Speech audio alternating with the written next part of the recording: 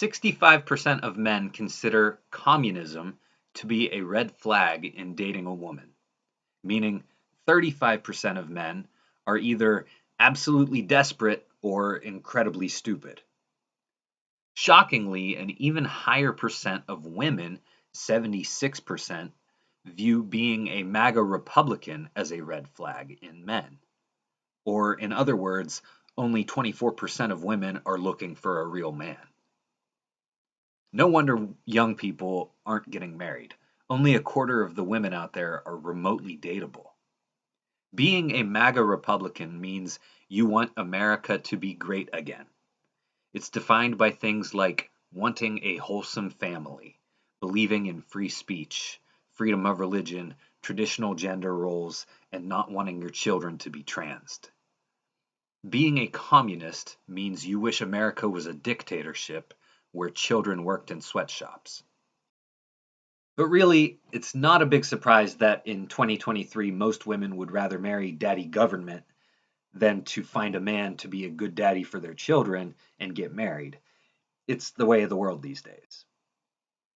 Speaking of never getting married, Taylor Swift, in addition to being Time Magazine's Person of the Year, has also been named CO2 Polluter of the Year, producing 138 tons of CO2 traveling on her private jets to and from concerts and Kansas City Chiefs games.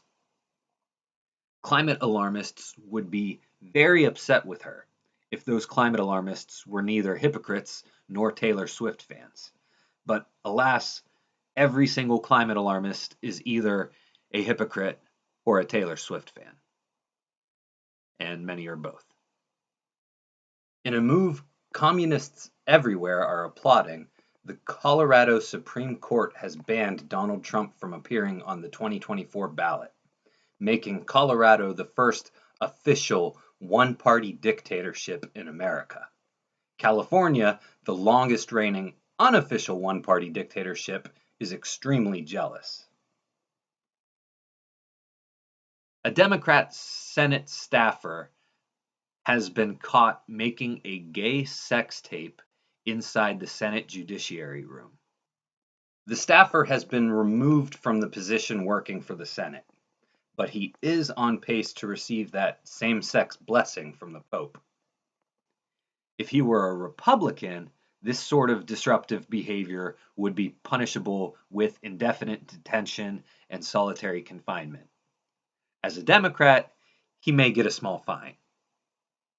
However, he has claimed homophobia is the reason he's been targeted, so he will most likely get off. Speaking of getting off to gay porn, 2 school board members in America have chosen to be sworn into office on piles of quote-unquote banned books, most of which are queer in nature and pornographic. It's fitting because gay porn is pretty much the Bible for leftist politicians. Swearing in on these quote-unquote banned books is clear proof that they are not actually banned. They are readily available. Conservatives aren't trying to ban anything. We just don't want porn shared with children in schools. One book that actually is banned in schools is the book that politicians used to be sworn in on. That book is the Bible, the most historically, philosophically, and sociologically relevant book of all time. The fact that the Bible is not taught about in schools in any sense points to why children come out of schools without a well-rounded education. Public schools basically just prepare kids to make TikTok videos. That and gay porn. Senator John Fetterman has recently come out against the Democrat Party line on Israel and immigration. He's also spoken out against Senator Bob Menendez's corruption. It seems that as Fetterman's brain has recovered from his stroke, he's become less progressive, which I guess is to be expected. Arizona Governor Katie Hobbs has also spoken out against Joe Biden's immigration policies, planning to send the National Guard to the border. As Joe Biden's approval has been dipping, it seems Democrats have been looking to distance themselves from him. It's like when you find out who your weakest link is on a class project. You can't completely throw them under the bus because you share a grade with them, but you don't let them be the focus of your party.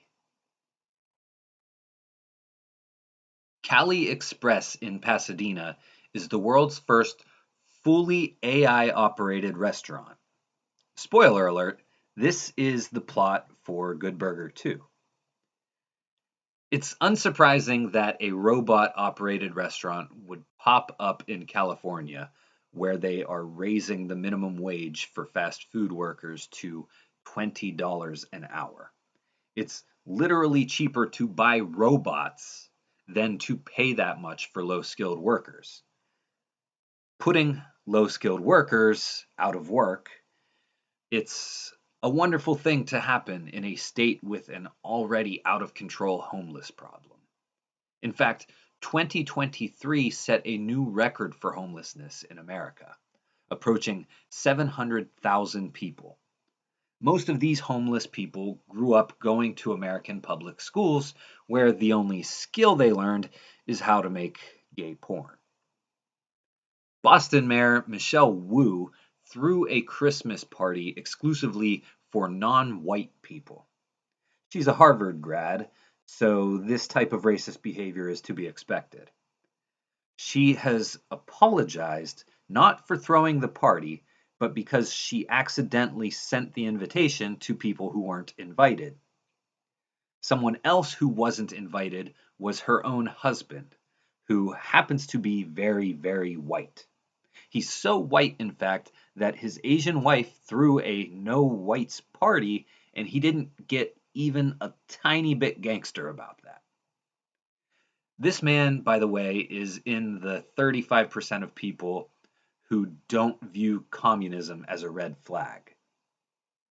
If you're wondering in his case if it's because he's desperate or stupid, the answer is both. Subscribe to my Patreon to get this mug. Please like, comment, and share this video. I'm DK Abel. Thanks for watching.